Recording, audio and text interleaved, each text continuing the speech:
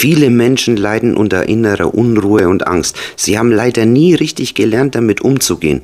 Und warum? Weil sie glauben, dass es für immer bleibt oder dass sie gar verrückt werden. Schauen wir uns gemeinsam den effektivsten Weg an, sich davon zu befreien, um endlich wieder ein beschwerdefreies Leben führen zu können. Weißt du, es ist wirklich erstaunlich, was die Menschen alles dafür tun würden, um diese innere Unruhe und Angst nicht mehr fühlen zu müssen. Sie tun wirklich alles. Sie rennen von Arzt zu Arzt, sie versuchen alle möglichen verschiedene Methoden, lesen Bücher, tun sich bei anderen Menschen die ganze Zeit ablenken, holen sich Rückversicherung, ob sie das auch kennen, etc. Sie grübeln, sie machen sich Sorgen. Sie würden vermutlich alles dafür tun, um diese Gefühle nicht spüren zu müssen. Ja, kein Wunder. Gefühle können sehr, sehr unangenehm sein. Aber hast du dir vielleicht schon mal einmal in deinem Leben diese folgende Frage gestellt? Warum hat der Mensch überhaupt solche Gefühle, die ihn so wehtun? Hat die Mutter Natur das mit Absicht gemacht? Will sie, dass wir leiden? Nein, das hat die Mutter Natur natürlich nicht mit Absicht gemacht. Ich sage immer auch in meinen anderen Videos, dass es sehr, sehr wichtig ist, dass wir Emotionen, Gefühle verstehen. Wir dürfen dieses ganze Mysterium zwischen Gedanken und Gefühlen richtig verstehen und vor allen Dingen richtig einordnen. Denn sonst machen wir irgendwelche Übungen oder tun etwas und wissen nicht, warum wir es tun. Wenn wir nicht wissen, warum wir es tun, dann glauben wir auch nicht praktisch an diese Übung, weil wir nicht wissen, was wir tun. Deswegen dürfen wir erstmal verstehen, warum der Mensch überhaupt diese innere Unruhe hat. Und wenn du das jetzt verstehst, was ich dir in Ruhe versuche zu erklären, dann wirst du anschließend auch mit der Übung super gut zurechtkommen. Versuch dir deine Gefühle, deine Emotionen sowie Emojis vorzustellen. Ja, das sind solche Emojis wie im Smartphone beim WhatsApp, ja. So versucht ihr das vorzustellen. Das ist immer sehr, sehr wichtig. Das sage ich auch immer öfter, dass wir versuchen, unsere eigenen Gefühle und Emotionen transparent zu machen. Denn wenn wir das nicht tun, dann ist das irgendwie so nicht greifbar. Ja, mir geht's nicht gut. Wir hören immer, mir geht's nicht gut. Ja, ich fühle mich nicht gut. Ja, was hast du denn? Ja, ich fühle mich scheiße. Was ist, ich fühle mich scheiße? Sowas gibt es nicht, ja. Das ist ein Gefühl. Das Gefühl hat einen Namen und jetzt kommt schon der zweite Schritt. Das Gefühl ist eine Emotion und damit eine Art Navigationssystem für dich, wenn man so möchte. Das ist ganz, ganz wichtig zu verstehen. Ein Gefühl hat von der Grundvoraussetzung, seitdem wir geboren sind, und wir sind mit dieser ganzen Farbpalette an Gefühlen geboren, diese Gefühle haben immer, wirklich, es gibt keine Ausnahme, immer einen Grund. Also es ist ein Navigationssystem. Das bedeutet also, wenn wir Angst fühlen, dann wird Angst immer geschaltet durch eine vorherige Navigation im Navigationssystem. Und diese Angst beruht immer auf Bedrohung. Das bedeutet, wenn wir innere Unruhe fühlen, wenn wir Angst fühlen, wenn es uns nicht gut geht, auf diese Art und Weise, wie du gerade beschreibst oder wie wir immer beschreiben, wenn wir uns so innerlich unruhig fühlen, dann fühlen wir uns auf irgendeine Art und Weise bedroht. Und diese Bedrohung kann stattfinden im Außen oder im Innen. Was will ich damit sagen? Wir sind nicht unser Verstand, wir sind der pure Wahrnehmer, wir sind das reine Bewusstsein. Wenn das reine Bewusstsein eine Gefahr im Außen wahrnimmt und das so assoziiert durch die Bewertung, die du dir selber gibst, dann fühlen wir uns in diesem Moment bedroht. Fühlen wir uns bedroht, entsteht Angst. Das bedeutet also, dieses Gefühl der inneren Unruhe und der Angst hat in dem Moment eine super tolle Funktion, nämlich es tut uns beschützen. Das bedeutet also, beim nächsten Mal solltest du diese Bedrohung überwinden oder vielleicht solltest du dich gar nicht bedroht fühlen, weil da vielleicht gar keine Bedrohung ist. Je nachdem, aber jetzt sagst du dir selbstverständlich, aber ich fühle mich gar nicht bedroht. Ich bin in der Früh um 8 Uhr in der Früh im Bett und stehe auf, gehe mir Zähne putzen und kommt schon diese innere Unruhe und die Angst, aber ich bin doch gar nicht bedroht. Schauen wir uns das Mysterium mal ganz genauer an. Das Problem dabei ist einfach nur, dass das Unterbewusstsein nicht unterscheiden kann, ob wir uns bedroht fühlen im eigenen Sinne auf Realitätsgehalt im wahren Leben oder ob wir uns bedroht fühlen durch unseren eigenen Geist, durch unseren eigenen Verstand, der uns jetzt im Kopf eine Geschichte erzählt, die in der Zukunft ist. In der Vergangenheit wird er dir nichts erzählen in diesem Moment, sonst würdest du dich nicht bedroht fühlen und du würdest auch keine innere Unruhe und keine Angst fühlen. Wenn er dir etwas über die Vergangenheit erzählen würde, dann würdest du dich eher in der Früh depressiv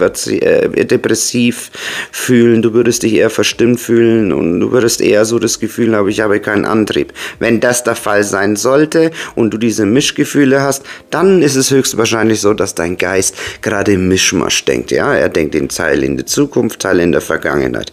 Und vielleicht hast du das schon gemerkt, dass dein Geist in der Früh dir sehr viel davon erzählt. Heute Nachmittag, da werde ich dieses Meeting nicht schaffen. Die werden mir das anmerken. Ich kriege das nie wieder weg. Dieses Gefühl bringt mich dazu, dass ich durchdrehe. Später habe ich noch diese Termine. Ich muss noch dies erledigen. Ich muss noch das tun. Und das alles wird natürlich von dir als eine Gefahr interpretiert. Das kann ich nachvollziehen. Man fühlt sich überfordert, man hat Angst, wie die anderen über einen urteilen, ob die anderen es bemerken, wie man sich fühlt. Und jetzt fängt hier schon dieses ganze Problem an. Anschließend, wenn es gar nicht mehr geht, weil wir aus dieser Bewertung scheinbar gar nicht mehr herauskommen, dann fangen wir dann zum Beispiel sogar an, zu Ärzte zu gehen und sagen, ich bin jetzt mittlerweile dazu bereit, Medikamente zu nehmen, um diese Probleme zu lösen. Ich muss ja schließlich im Alltag wieder funktionieren. Ganz klare Sache, wer würde das nicht tun?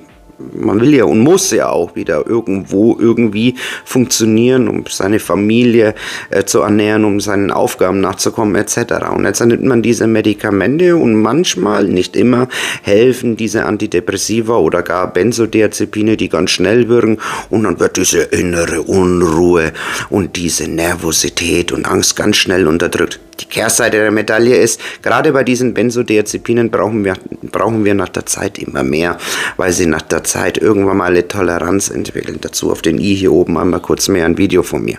Und wenn wir das dann die ganze Zeit machen, dann hat es dann zur Folge, wenn wir diese Medikamente absetzen, dass diese Problematik noch stärker, noch intensiver in uns hervorkommen und wir uns danach noch schrecklicher fühlen. Um die innere Unruhe und die Angst in uns auflösen zu können, dürfen wir also dieses Mysterium von zwei verschiedenen Aspekten uns ansehen. Einmal den körperlichen, einmal den psychischen. Der körperliche Aspekt, der hängt davon ab, dass wir sehr, sehr lange Zeit unter diesen Geschichten gelitten und bewertet haben und dadurch unser sympathischer Teil des Nervensystems und parasympathischer Teil des Nervensystems nicht mehr richtig harmonieren. Das liegt daran, dass zwei Hormone, sogar manchmal sagt man auch 3 Hormone, das Noradrenalin, das Cortisol und das Adrenalin, sich in unserem Körper sehr stark ausgebreitet haben und deswegen unser Körper die ganze Zeit unter Strom steht. Diesen Teil dürfen wir auch nicht vernachlässigen und diesen Teil müssen wir auch uns ganz gut ansehen und auch wieder heilen. Wie das Ganze funktioniert, hier oben einmal auf den i ein Video von mir dazu. Der zweite Aspekt ist natürlich der psychische Aspekt. Der psychische Aspekt besteht, wenn man so möchte, aus 3 Teilen. Ja? Einmal die gedankliche Ebene, einmal die Emotion, hier vor allen Dingen meistens, weil wir hier sehr, sehr viele Nervenenden haben, im Zwerchfell, ja, hier oben innen drinnen. Und natürlich der dritte Aspekt, unser Verhalten. Ja, also unser Verhalten, das hängt auch sehr stark davon ab. Das kennst du ja vielleicht selber, wenn du irgendwo in einer Situation bist und starke Angst hast, dann kannst du dich entscheiden, soll ich hier bleiben oder soll ich gehen? Der Impuls, der da meistens dahinter steckt, zum Beispiel bei Angst, ist immer 3 Teile. Zum Beispiel erstarre ich, renne ich oder verteidige ich mich, wenn man so möchte. Ja? Und diese 3 Aspekte können wir, wenn wir genug Bewusstsein haben, uns dagegen entscheiden oder dafür entscheiden. Entscheiden wir uns dagegen auf der Verhaltensebene, bleibt natürlich auch hier die innere Unruhe und die Angst in der Amygdala, die hier oben innen drinnen ist, bestehen und wir können nicht umlernen. So. Was dürfen wir jetzt also tun im psychischen Aspekt, damit wir uns von dieser inneren Unruhe befreien? Ganz klar, wir dürfen die innere Unruhe fühlen. Und da machen ganz, ganz, ganz viele oder vielleicht sogar die allermeisten Menschen einen Fehler. Sie begeben sich auf einer Ebene des Verstandes, wenn man so möchte. Also sie sprechen mit diesem Gefühl.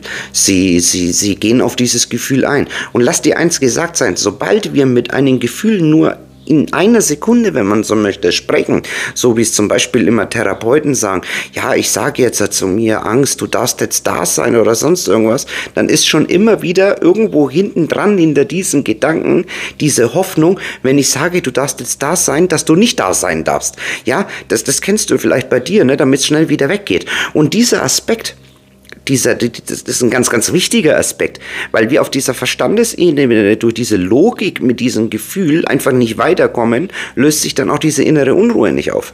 Und da dieser Hormoncocktail und diese Emotionen in der Früh am stärksten sind, ja, gebe ich dir die Empfehlung, dass wenn du in der Früh aufstehst, das gleich als allererstes machst, dass du hier dich von deinem Verstand löst, dich in deinen Schneidersitz in Ruhe hinsetzt und dir folgenden Gedanken sagst. Sage dir mit Absicht, ich möchte gerne wissen, was mein nächster Gedanke ist. In dem Moment, wo du dir diesen Gedanken sagst, tust du dich von der Identifikation des eigenen Verstandes lösen, weil du in diesem Moment wartest, was der nächste Gedanke ist. Wenn du anschließend deinen Fokus auf deinen Atem setzt und fühlst im Zwerchfell, wie sich die Emotion ausbreitet, brauchst du gar keine Gedanken oder Bewertungen, weil die einfach aus sind. Du bist einfach hier und nimmst wahr. Wenn du jetzt einfach hier bist und wahrnimmst, jetzt kommt dann der Verstand und der kommt dann wieder später und der erzählt dir wieder irgendwas oder so, ja, du musst noch die Waschmaschine ausleihen, du musst noch zur Arbeit, was weiß ich, was er halt immer so erzählt oder das kannst du nicht aushalten. Dann kommst du wieder in den jetzigen Moment zurück, gehst auf den Atem, lässt es zu und fühlst es in dem Zwerchfell. Das wiederholst du die ganze Zeit immer wieder. Da wirst du nach den ersten Durchgängen schon merken, wie sich die innere Unruhe in dir gelockert hat. Und am Alltag machst du jetzt immer wieder solche kleine Mini-Übungen und tust es immer wieder wiederholen. Ich möchte im Zwerchfell schauen, was ich gerade fühle. Und du schaust drauf. Und das ist jetzt ganz, ganz wichtig, weil auf der Ebene des Verstandes, da können wir das nicht. Da funktioniert das nicht. Da funktioniert es nicht, weil da sind wir ja die ganze Zeit in der Bewertung, das Gefühl ist so schlimm, das ist etc. Und dann kommen die meisten und sagen dann, ich sage jetzt mir einen Gedanken, ich nehme es an. Und in dem Moment, wo du sagst, ich nehme das an, da ist im Hintergrund ja schon wieder, das soll verschwinden, da ist wieder der Widerstand. Und du kannst nicht in diese Akzeptanz hineinkommen und die Emotion wertefrei zu fühlen. Mich würde jetzt interessieren, wie du mit dieser Übung fährst, wenn du die jetzt immer wieder wiederholst. Deswegen würde es mich sehr freuen, wenn du es in die Kommentare hineinschreibst, wie deine Ergebnisse damit waren. Und schließlich dürfen wir nicht den Aspekt vergessen, wie unsere Ernährung und unser allgemeiner Lebensstil auch sein sollte, damit wir uns von dieser Problematik befreien können. Deswegen hier ein Video auf der Endcard von mir diesbezüglich. Ich bedanke mich fürs Zusehen. Dein Juan. Namaste.